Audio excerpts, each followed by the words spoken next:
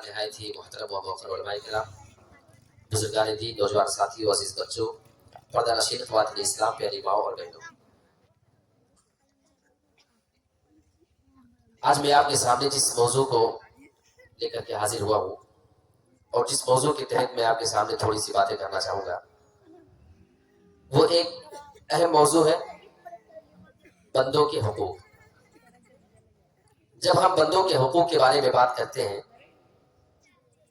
تو ہمارے معاشرے میں ایسے بہت سے لوگ ہیں جن کے اوپر ہمارے حقوق بنتے ہیں۔ اگر آپ بیٹے ہیں، آپ بیٹی ہیں، تو آپ کے اوپر آپ کے والدین کے حقوق ہیں۔ اگر آپ باپ ہیں، آپ ماں ہیں، تو آپ کے اوپر آپ کے بچوں کے حقوق ہیں۔ اسی طریقے سے ہر آدمی دنیا میں کسی نہ کسی رشتے سے ضرور جڑا ہوتا ہے۔ آپ کے رشتہ داروں کا بھی آپ کے اوپر حق بنتا ہے۔ آپ رشتوں کی قید سے نکل کر تھوڑے سے اور آگے اگر سوچیں تو آپ کے پڑوسی آپ کو نظر آئیں گے۔ پڑوسی چاہے مسلم ہو چاہے غیر مسلم، ہر پڑوسی کا آپ کے اوپر حق بنتا ہے، یہ آپ کی ذمہ داری ہے۔ پڑوسیوں سے آگے جب بات کریں تو اس کے بعد پھر جو حقوق کی بات آتی ہے تو عام مسلمانوں کی بات آتی ہے، جس سے آپ کی کوئی رشتہ داری نہیں ہے، جو آپ کا پڑوسی بھی نہیں ہے، وہ ایک نارمل مسلمان ہے، اس کا بھی آپ کے اوپر کچھ حق بنتا ہے۔ مسلمانوں کی قید سے آزاد ہو کر کے آپ انسانیت کے دائرے میں اگر آ کر سوچنا شروع کریں تو دنیا میں بسنے والے ہر آدمی کا آپ کے اوپر کوئی نہ کوئی حق بنتا ہے۔ یہ ساری تعلیمات ہماری شریعت نے ہمیں دیا ہوا ہے۔ کیونکہ وقت مختصر ہے اور میں مختصر انداز میں ان تمام پہلوؤں پہ تھوڑی سی باتیں کرنا چاہوں گا۔ سب سے پہلی جو بات آتی ہے، یا تو والدین کے حقوق بیان کیے جائیں یا پھر اولاد کے حقوق بیان کیے جائیں۔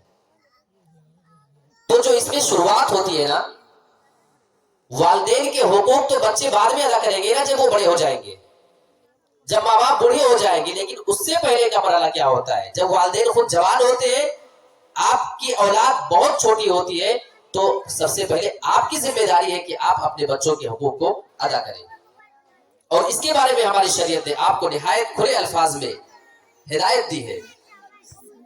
یا ایھا الذین آمنوا قوا انفسکم واہلیکم نارا وقودها الناس والحجارہ، اے ایمان والو، تم اپنی اولاد کو جہنم کے عذاب سے بچانے کی فکر کرو۔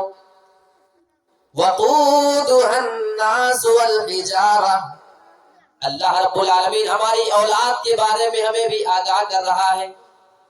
دنیا میں ہم اپنی اولاد کے لیے ہر ممکن کوشش کرتے ہیں کہ ان کو خوش رکھا جائے۔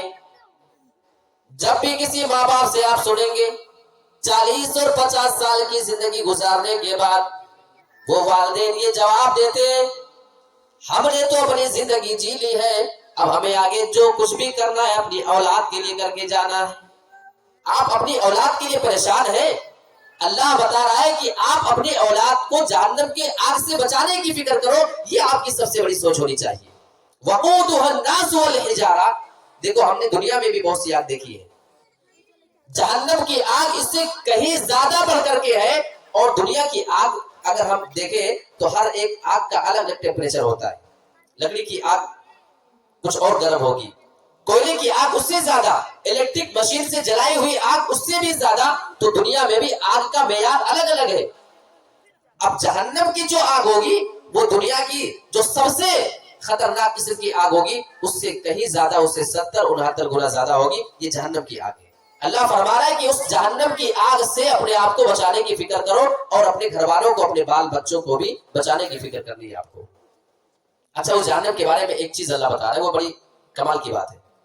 دنیا میں ہمارے یہاں کچھ پہچان ہوتی ہے، ہماری کچھ پکڑ ہوتی ہے، اپنے سورس کی بنا پہ ہم اپنے آپ کو مصیبت سے بچا سکتے ہیں۔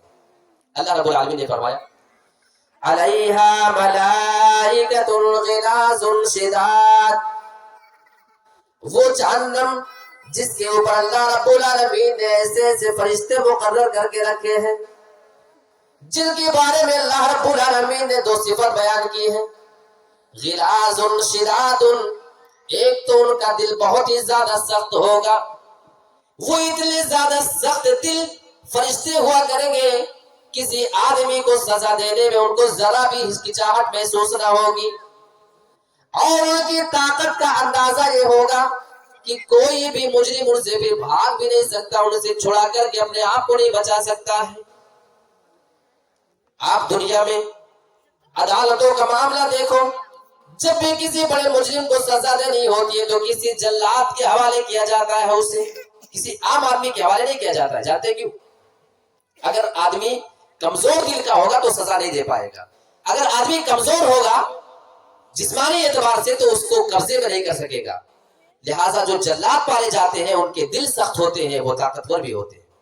اللہ فرما رہا ہے کہ فرشتے جو ہم نے تیار کیے ہیں ان کی دو کوالٹی ہے، ایک تو طاقت ان کے اندر بہت زیادہ ہوگی، دوسرے وہ سخت دل بہت ہوں گے، جو حکم ان کو دیا جائے گا فوراً وہ کر گزریں گے۔ یہ اللہ رب العالمین نے ہمیں اولاد کے بارے میں آگاہ کیا ہے۔ اچھا، اولاد کے بارے میں ایک اور چیز ہے، ہر آدمی اپنی اولاد کا ذمہ دار ہے، ہر آدمی اپنے گھرانے کے بارے میں نگراں ہے، ذمہ دار ہے۔ یہ اللہ کے رسول صلی اللہ علیہ وسلم نے ہمیں اپنی حدیث مبارکہ کے اندر بتائی ہے۔ دیکھو، ہم آپ کے سامنے قرآن اور حدیث کی روشنی میں بات کریں گے، کوئی ادھر ادھر کی بات نہیں۔ اللہ کے رسول نے فرمایا کلکم راع وکلکم مسئول عن رعیتہ والرجل راع فی اہل بیتہ ومسئول عن رعیتہ۔ اے مسلمانوں، تم میں سے ہر آدمی ذمہ دار ہے، ہر آدمی تم میں سے نگراں ہے۔ ایک آدمی اپنے گھرانے کے بارے میں ذمہ دار ہے، اس آدمی سے اس کے گھر کے بارے میں بھی سوال کیا جائے گا، اس سے پوچھا جائے گا۔ آپ اپنے بیٹے کو کون سی تربیت دیا کرتے تھے؟ آپ اپنی بچی کو کون سی تعلیم دنیا میں دلایا کرتے تھے؟ آپ اپنی بیٹیوں کے لیے دنیا میں تعلیم کا کون سا انتظام کیا کرتے تھے؟ آپ اپنے بچوں کے لیے دینی تعلیم کا انتظام کہاں تک کیا کرتے تھے؟ ابھی اس مدرسے کے بارے میں یہ بہت بڑی کوشش آپ کی ہے، قابل مبارکباد ہے آپ لوگ میرے پیارے ساتھیوں۔ اللہ رب العالمین یہ فرما رہا ہے کلکم راع، تم میں سے ہر آدمی ذمہ دار ہے اپنے گھرانے کے بارے میں۔ یہ اولاد کے حقوق میں سے آپ کا حق یہ ہے کہ آپ اپنے بچوں کی تعلیم و تربیت کے بارے میں، ان کے رہن سہن کے بارے میں بھی آپ خیال کریں، یہ آپ کی ذمہ داری بنتی ہے۔ اولاد کا ایک اور حق ہے، ایک حق یہ ہے کہ آپ اولاد کے درمیان انصاف سے کام لیں۔ انصاف یہ بہت مشکل سے ہوتا ہے، اکثر لوگ اس معاملے میں آگے گرفتار ہو جاتے ہیں، اکثر لوگوں سے اس معاملے میں کوتاہی ہو جایا کرتی ہے، یہاں تک کہ صحابہ سے ہو جایا کرتے تھے۔ ایک صحابی رسول حضرت نعمان بن بشیر رضی اللہ تعالیٰ عنہ کہتے ہیں کہ میرے باپ بشیر بن سعید نے مجھے ایک غلام تحفے میں ہدیے میں دیا، اور وہ تحفے میں جب مجھے دیا، اللہ کے رسول کو اس کی خبر ہوتی ہے، اللہ کے رسول نے ان سے سوال کیا کیا تم نے اپنے ہر بیٹے کو ایسے ہی دیا ہے جیسے اپنے اس بیٹے کو تم دے رہے ہو؟ انہوں نے کہا اللہ کے رسول نے ہر بیٹے کو میں نے یہ نہیں دیا، صرف اپنے اسی بیٹے کو نعمان کو دیا بس۔ وہ صحابی رسول حضرت بشیر بن سعید اللہ کے رسول کے پاس کہہ رہے اللہ کے رسول میں نے صرف اپنے اسی بیٹے کو دیا ہے۔ اللہ کے رسول نے فرمایا فرجعہ، اس غلام کو جو تم نے اپنے ایک بیٹے کو دیا ہے اس کو واپس لے لو، کوئی حق تمہارا نہیں بنتا ہے کہ سارے بیٹوں کو چھوڑ کر کے ایک بیٹے پہ کرم فرمائی کی جائے۔ ہم اپنے کردار کو ذرا دیکھیں، ہم مسلمان اپنے آپ کو کہتے ہیں۔ دوسری حدیث کے الفاظ بتاتے ہیں، اللہ کے رسول جناب محمد رسول اللہ ارشاد فرماتے ہیں اتقوا اللہ وعدلوا بین اولادکم، اے لوگوں تم اللہ رب العالمین سے ڈرتے رہنا اور تم اپنی اولاد کے درمیان انصاف کرتے رہنا، انصاف سے ان کے درمیان تم کام لینا۔ آج ہم مسلمانوں کا معاملہ یہ ہے، ہماری کوئی اولاد ہمیں دل کی اتنی زیادہ قریب نظر آتی ہے کہ اپنی ساری دولت اسی اولاد کے نام کرنے کو تیار ہے، اور دوسری اولاد ہماری بھیک مانگ کر کے کھائے۔ ہمارے دوسرے بیٹے کسی کے محتاج نظر آتے ہیں اور ایک بیٹے کے اوپر ساری کرم فرمائی ہماری ہو رہی ہے۔ اللہ کے رسول کی حدیث ہے اتقوا اللہ، اے مسلمانوں تم اللہ رب العالمین کا اپنے اندر خوف پیدا کرو، وعدلوا بین اولادکم، اور تم اپنی اولاد کے درمیان انصاف کرتے رہنا۔ انصاف کرنا یہ ہماری شریعت نے ہم کو پابند بنایا ہے، یہ اولاد کے حقوق ہیں۔ اب اس کے بعد ہم بیان کریں گے والدین کے حقوق، بس صرف قرآن مجید کی ایک جگہ سے آپ کو بات رکھیں گے، اس کے بعد آگے نکل جائیں گے۔ اللہ رب العالمین نے بہت پیارے انداز میں والدین کے بارے میں نصیحت کی ہے. یہاں پہ بہت سے ایسے مرد ہوں گے جو باپ ہوں گے, ہماری بہت سی مائیں اور بہنیں بیٹھی ہیں جو ماں ہوں گی. ذرا دیکھیے یہ پیغام آپ کے لیے. وَقَضَىٰ رَبُّكَ أَلَّا تَعْبُدُوا إِلَّا إِيَّاهُ, اور اللہ رب العالمین کا یہ فیصلہ ہے کہ تم اللہ کے علاوہ کسی اور کی عبادت مت کرنا. یعنی اللہ اپنی توحید کا پیغام دے رہا ہے, اپنی توحید کی جانب بلا رہا ہے. وَبِالْوَالِدَيْنِ إِحْسَانًا, اور اللہ نے یہ فیصلہ بھی کر دیا ہے کہ تم اپنے والدین کے ساتھ اس نے سلوک کرتے رہنا, ان کے ساتھ تم اچھا ویوہار اور برتاؤ کرنا. قرآن کے الفاظ دیکھیں, جس انداز میں اللہ رب العالمین نے ہمیں والدین کی خدمت کا حکم دیا ہے, اور جو الفاظ کی سیٹنگ قرآن مجید کے اندر ملتے ہیں. اما یبلغن عندک الکبر احدہما او کلاہما فلا تقل لهما اف ولا تنہرہما.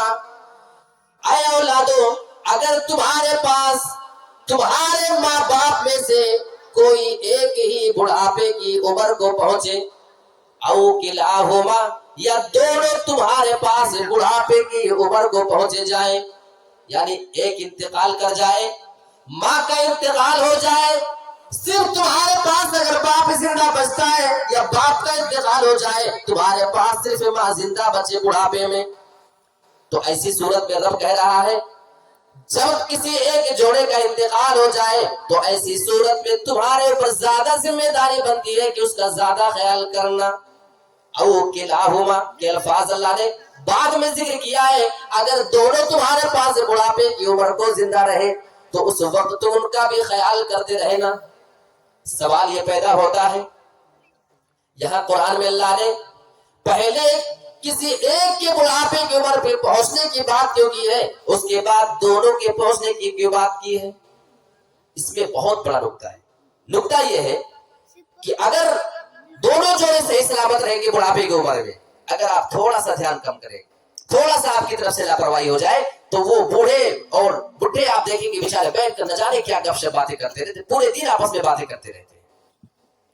کوئی پریشانی ہے, کوئی تکلیف ہے, آپس میں اپنی تکلیف کو مل بانٹ کر کے سمجھ لیا کرتے ہیں, ان کا درد ہلکا ہو جاتا ہے, دل کا بوجھ ان کا اتر جاتا ہے.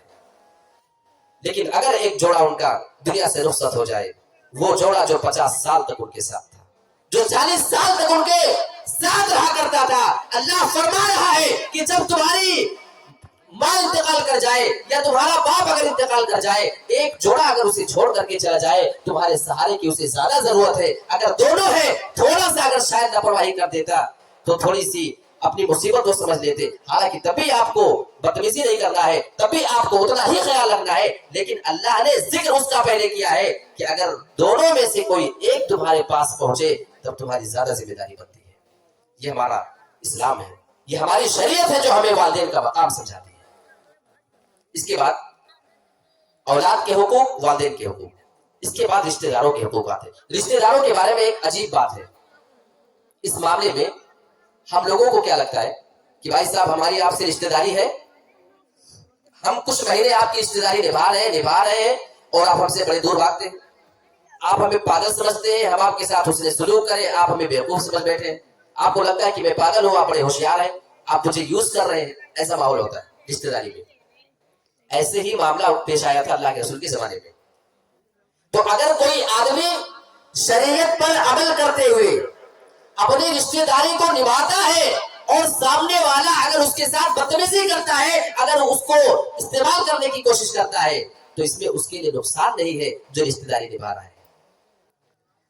ایک صحابی رسول اللہ کے رسول کے پاس آتے ہیں, صحیح مسلم کے الفاظ ہیں, کہنے لگے اللہ کے رسول میرے کچھ قرابت دار ہیں, میرے کچھ رشتہ دار لوگ ہیں, میں ان کے ساتھ رشتہ جوڑ کر کے رکھنا چاہتا ہوں اور وہ مجھ سے اپنا رشتہ توڑنا چاہتے ہیں, وہ مجھ سے دور بھاگنا چاہتے ہیں.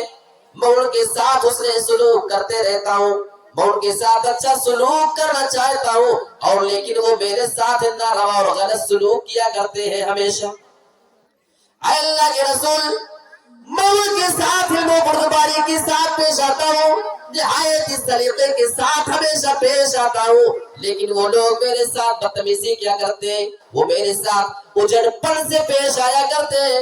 اللہ کے رسول نے اپنے ساتھی کی بات کو سنا، شکایت کر رہے ہیں رشتہ داری نہ نبھانے والوں کی۔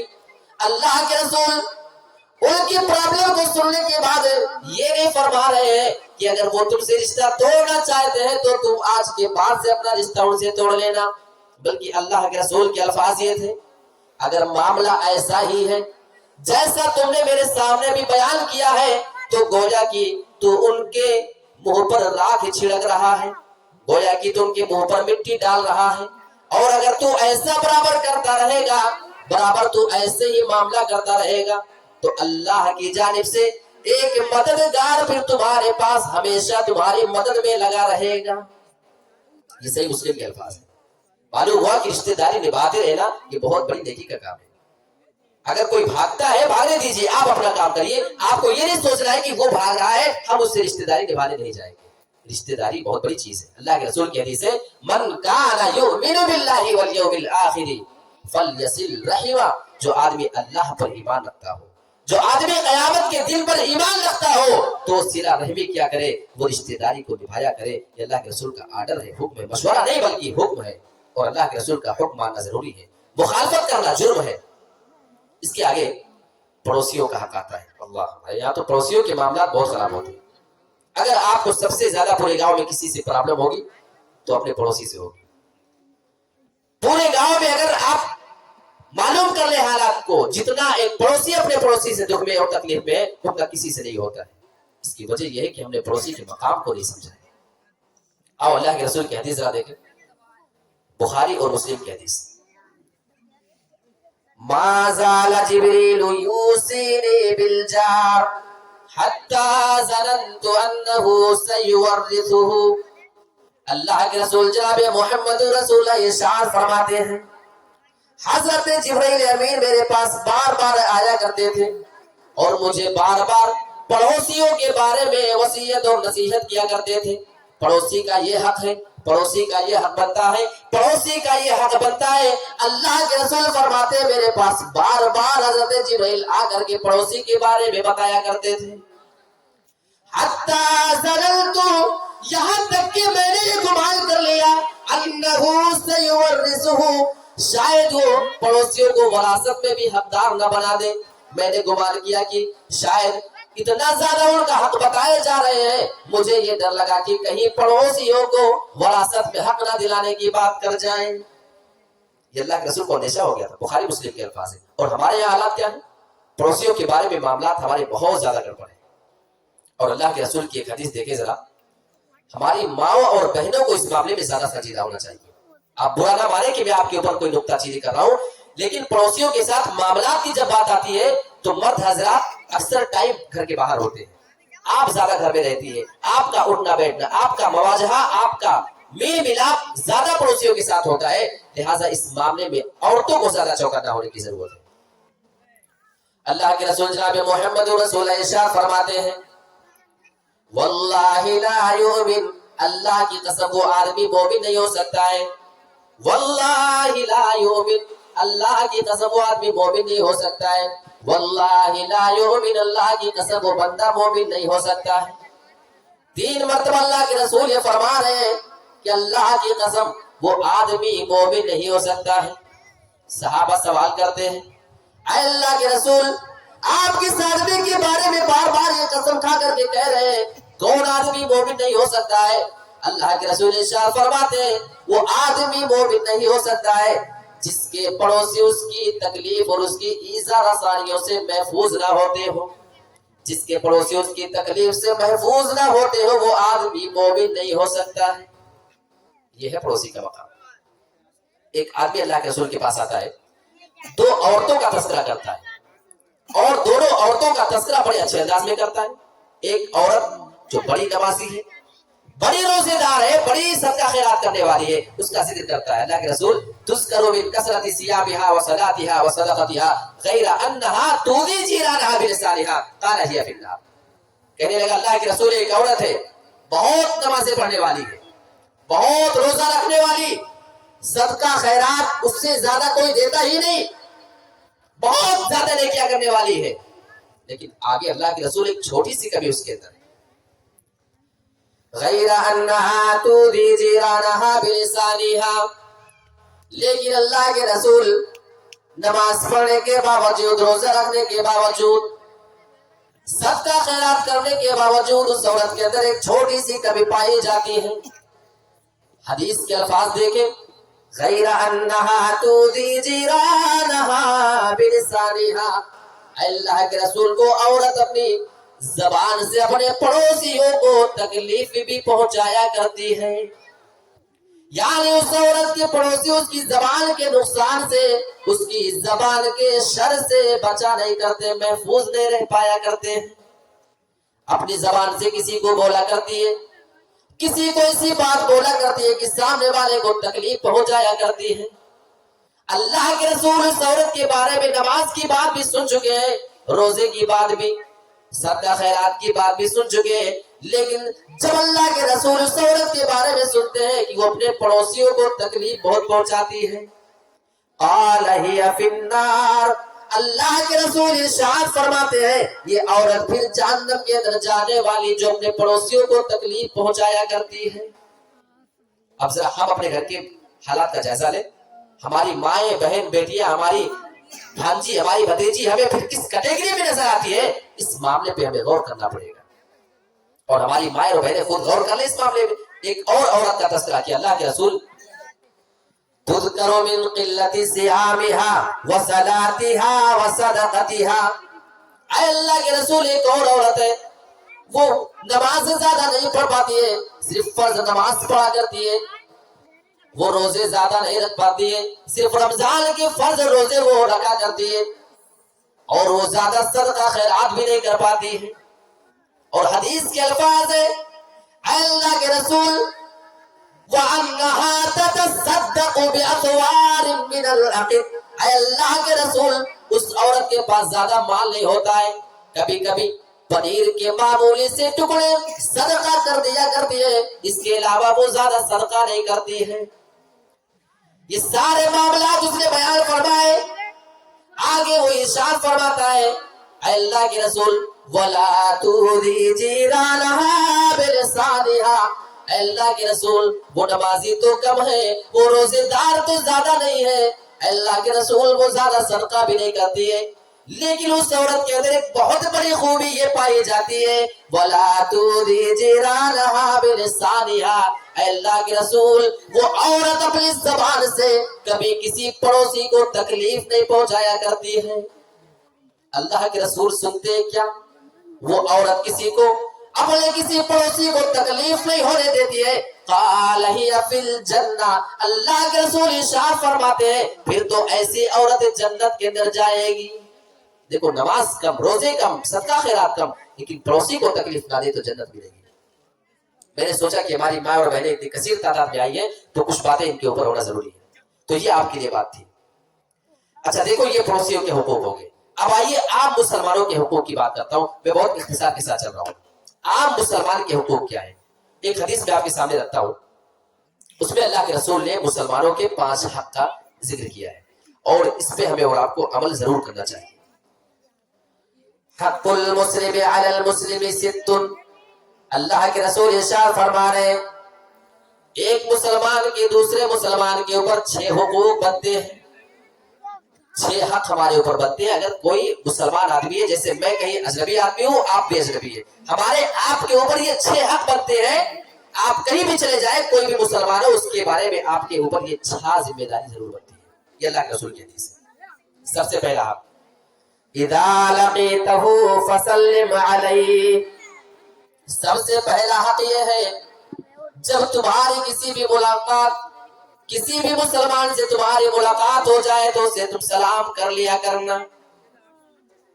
لیکن ہمیں کیا لگتا ہے، ہم تو گاؤں کے اتنے بڑے رئیس آدمی ہیں، اتنے بڑے چودھری آدمی ہیں، ہم کسی غریب آدمی سے، کسی مڈل کلاس آدمی سے سلام پہلے کیسے کر سکتے ہیں، ہماری تو عزت چلی جائے گی۔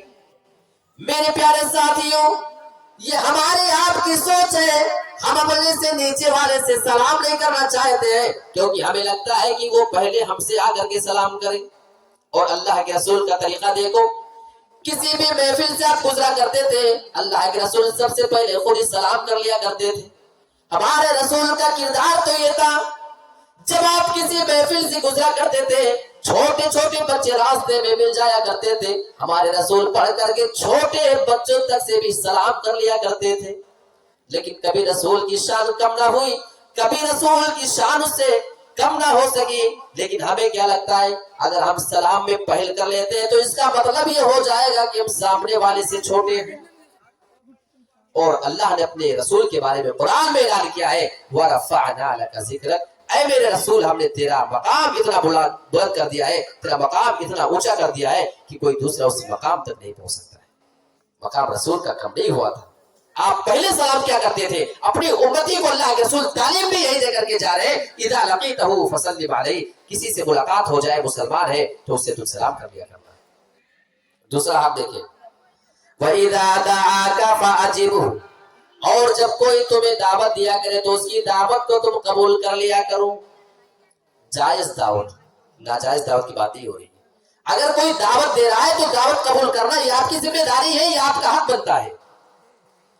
हमारे यहाँ दावत कभी आ जाते हैं, अगर दो जगह से हमारे यहाँ दावत आ जाए तो हमारे जहन में पहली बात जो होती है कि वो वाली दावत किसकी है जो सबसे ज्यादा अमीर हो, जिससे हमारी जान पहचान ज्यादा हो। हमारी शरीयत का हुक्म ये है कि दावत जिसकी पहले आई है उसकी दावत पे आप जाएंगे। बाद वाला दावत दे रहा है, आप माजरत कर ले कि भाई साहब ऑलरेडी हमारी दावत हो चुकी है, लिहाजा मैं कहीं और जा रहा हूँ, आपके यहाँ मैं नहीं आ सकता हूँ। लेकिन हमारे यहाँ लोग स्टेटस दे करके दावत कबूल करते हैं। आपके गांव के दो लोग आपको दावत दे दे तो आप उसकी दावत पर जाएंगे जो आपके गांव का अमीर आदमी होगा, गरीब की दावत आप छोड़ देंगे। मेरे भाई ये इस्लाम की तालीम नहीं है। इदा दाअका फ़अजिबहु, जब वो तुम्हें दावत दे तो उसकी दावत को कबूल कर लेना। व इदा इस्तनसहका फंसहहु, तीसरा हक ये है, कोई आदमी अगर आपसे कोई राय मशवरा ले रहा है, कोई नसीहत करने के लिए आपसे कोई डिमांड करे, मुझे कोई बात बता दो, कोई नसीहत कर दो, तो आप उससे अच्छी नसीहत कर दे। अच्छी नसीहत करना ये मुसलमान की जिम्मेदारी है, मुसलमान की। चौथे नंबर पे अल्लाह के रसूल ने फरमाया, जब वो आदमी छींके, इदा अतसा फहमिदल्लाह, अगर उससे छींक आ जाए और वो छींकने के बाद अल्हम्दुलिल्लाह कहता है तो आपको जवाब में यरहमुकल्लाह कहना है, ये आपका हक बनता है। छींकने के बाद आप जवाब दें। आगे की जो दो बातें हैं ना, जो पांचवी चीज है, उसमें मैं आपको एक पॉइंट बताना चाहूंगा। देखो, वइदा मरीज़ फअउदुहु, अगर कोई मुसलमान आदमी बीमार पड़ जाता है, अगर आपको उसकी बीमारी के बारे में खबर लग जाए तो आप उसकी इयादत करने जाया करें। ये हमारे इस्लाम की तालीम है। हमारे यहाँ तो इयादत का मेयार बड़ा खराब हो चुका है। हम इयादत उसकी करने जाएंगे जो हमारे जान पहचान का होगा। अगर दूसरे मुसलमान के बारे में हमें मालूम हो जाए कि उसकी भी तबीयत बहुत दिनों से खराब है, लेकिन वो हमारा रिश्तेदार नहीं, वो हमारे जान पहचान का मुसलमान नहीं है, तो चाहे वो महीने तक बिस्तर पर पड़ा रहता, लेकिन उसकी इयादत करने हम नहीं जाया करते। ये हमारे अंदर प्रॉब्लम है। अच्छा, इयादत में एक बड़ी अजीब बात देखने में आती है। कुछ लोग चले जाते हैं ना, वो 5-6 लोगों की टीम पूरी पहुंच गई इयादत करने के लिए, वो बेचारा मरीज वही परेशान है और ये इयादत करने वाले वही आधे घंटे बैठ करके उससे बात कर रहे हैं। ये इयादत का तरीका नहीं है। आप उसे परेशान ना करें, वो ऑलरेडी बीमार है, वो पहले से जहनी उलझन का शिकार है, उसकी जिस्मानी हालत इस लायक नहीं है कि वो आपसे ज्यादा देर तक गुफ्तगू कर सके। आप आधे घंटे 1 घंटे बैठ करके उससे बात करेंगे, बहस करेंगे, इधर की बातें उधर की बातें, हंसी मजाक ठट्ठा, ये इयादत का तरीका नहीं है। कुछ लोग किसी के घर पे इयादत करने चले जाते हैं तो उस वक्त तक इयादत करने के बाद वापस नहीं आएंगे जब तक चाय नाश्ता मटर समोसा उनको कुछ खाने पीने को न मिल जाए, जब तक कोई चीज खाने को अंदर से नहीं आ जाएगी, जब तक उठ करके नहीं आएंगे। इनको लगता है कि अभी इयादत का टाइम खत्म नहीं हुआ है, जब कुछ खा लेंगे तब वहां से आएंगे। या आप परेशान करने जाएंगे। आपके गांव के 20 लोग एक दिन में जाया करें इयादत करने, तो बेचारे के 100-200 के तो ऐसे ही आपकी चाय पानी में चले जाएंगे। लिहाजा आप इयादत करने जाए, मुख्तसर 2-5 मिनट बैठे, हाल खैरियत मालूम करें, आप वहां से चले आए। कतअन किसी मरीज के यहाँ जाकर के बोझ ना बने। एक और बात, बहुत प्यारी बात बता रहा हूँ, अगर कभी दिल करे तो अमल कर लेना, बड़ा सुकून मिलेगा। इयादत का एक तरीका बताऊं आपको। कोई आदमी कितना भी मजबूत होता है ना, माली एतबार से, जिस्मानी एतबार से, जब वो बीमार पड़ता है तो वो मुहताज हो जाता है। लंबी बीमारी इंसान को मुहताज बना देती है, वो मुस्तहिक हो जाता है। آپ اس کی عادت کرنے جائیں, بعض دفعہ دیکھیں گاؤں میں اعلان ہوتا ہے مسجد میں, فلاں صاحب کی طبیعت خراب ہے, علاج کے لیے پیسے کی ضرورت ہے, اس کا نام لے لے کر کے اعلان کیا جاتا ہے, بیچارہ سن رہا ہوتا ہے, کان سے اس کو بھی گھین آتی ہے, نہیں آتی, شرم آتی ہے, ہر آدمی غیرت مند ہوتا ہے. اس نے تو آپ سے کبھی مانگنے کے لیے وہ اپنے قدم نہیں نکالا تھا جب وہ صحت مند ہوا کرتا تھا. آپ مدد کرنا چاہتے ہیں, ایک طریقہ آپ کو بتاتا ہوں. آپ جب عیادت کرنے کے لیے جائیں, آپ ایک لفافہ بنا لیں. آپ کی اوقات 50 روپے دینے کی ہے, لفافے میں 50 روپیہ پیک کریں. آپ کی اوقات 100 روپے کی ہے, آپ 100 روپیہ پیک کریں. آپ 500 اس کو دے سکتے ہیں, 500 دے, 1000. ہر آدمی اپنی حیثیت کے مطابق اپنی جیب میں ایک لفافہ رکھے. آپ عیادت کرنے جائیں, 2-5 منٹ بیٹھے, حال خیریت معلوم کریں. رخصتی کے ٹائم پہ چپکے سے اس کے تکیے کے نیچے لفافہ ڈال دیں, بھائی صاحب یہ میری طرف سے کچھ تحفہ ہے, کسی کچھ نہیں معلوم چلے گا کون دیا, کس کو دیا. میرے پیارے ساتھیوں, ایک اچھی مدد ہو جائے گی اس مریض آدمی کی, اس کی بیماری کے لیے. پھر آپ کو مسجد میں اعلان نہیں کرنا پڑے گا اگر یہ طریقہ آپ اختیار کریں. اللہ کے رسول نے فرمایا وَإِذَا مَرِضَ فَعُدْهُ, جب وہ بیمار پڑ جائے تو اس کی عیادت کر لیا کرو. یہ سب عیادت کے طریقے ہیں, مریض کی کھانے کی عادت مت ڈالیں آپ. وَإِذَا مَاتَ فَاتَّبِعْهُ, اور جب وہ آدمی بیمار پڑ جائے تو تم اس کے جنازے کے پیچھے چلے جایا کرنا. یہ ہمارے اسلام کی تعلیم ہے. اگر کوئی تمہارا مسلمان بھائی انتقال کر جائے اور انتقال کے بعد جب اس کو لوگ دفنانے کے لیے لے کر کے جائیں, اگر آپ اس کے جنازے کو اپنی آنکھوں سے دیکھ لیا کریں, آپ کی کان میں اس کے جنازے کی خبر مل جائے تو آپ اس کے جنازے میں شریک ہو جایا کریں. یہ آپ کا ایک مسلمان ہونے کی حیثیت سے بھی حق بنتا ہے. لیکن ہمارے یہاں ماحول اتنا زیادہ خراب ہے. وہ فلاں آدمی جو مرا تھا, جب وہ زندہ تھا تو ہماری اس سے بات چیت نہیں تھی. ہمارے باپ نے مرنے سے پہلے ہمیں یہ نصیحت کر دی تھی کہ میرے پیارے بیٹے, جب تک میں زندہ تھا اس خاندان سے میرا کبھی کوئی لین دین نہیں رہا. نہ میں اس کی شادی میں جاتا تھا, نہ میں اس کے جنازے میں شرکت کرتا تھا. یہاں باپ بھی اتنا بے غیرت ہو چکا ہے, یہاں اس کے روح نکلنے کا ٹائم بھی آ رہا ہے, لیکن اپنی اولاد کو بلا کر کے نصیحت یہ کیے جا رہا ہے, اے میرے بیٹے دیکھ, میں تو دنیا چھوڑ کر کے جا رہا ہوں, آگے میری غیرت کو سنبھال کر کے رکھنا یہ تیری ذمہ داری ہے. پوری زندگی میں نے اس خاندان سے کبھی بات نہیں کیا ہے, وہ اس کے جنازے میں شریک نہیں ہوا ہوں, آج تک میں نے اس کی کسی بھی دعوت کو قبول نہیں کیا ہے, لہٰذا میری اس سنت کو زندہ رکھنا یہ تیری ذمہ داری ہے. یہ ہماری اور آپ کی نصیحت ہے.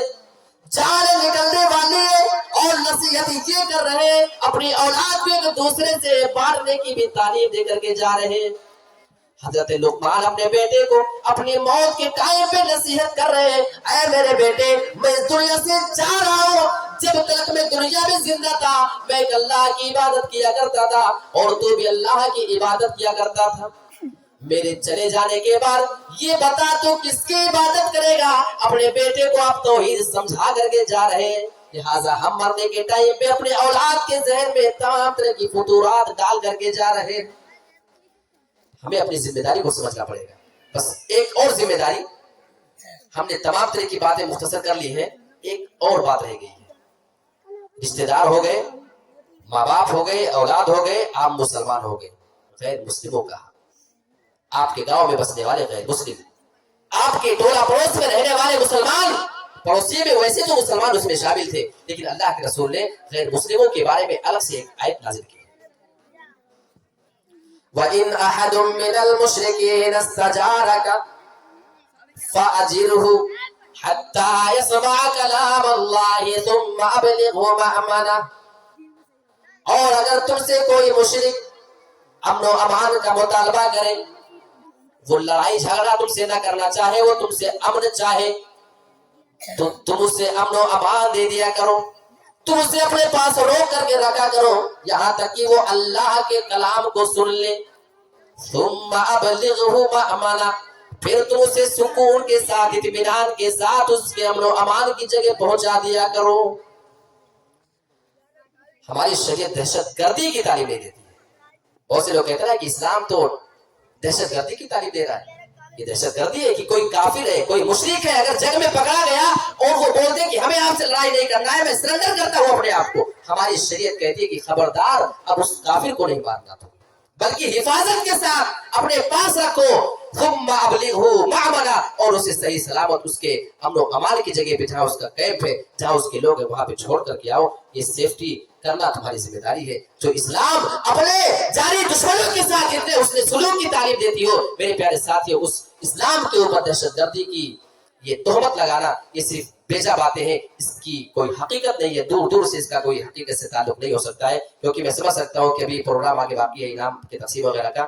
یہی سے میں اپنی بات کو ختم کرتا ہوں اور اللہ رب العالمین سے دعا کرتا ہوں کہ پروردگار کہی گئی تمام باتوں کے اوپر ہم تمام لوگوں کو عمل پیدا ہونے کے اللہ توفیق عطا فرمائے. آمین. وآخر دعوانا ان الحمد للہ رب العالمین. والسلام علیکم ورحمۃ اللہ وبرکاتہ.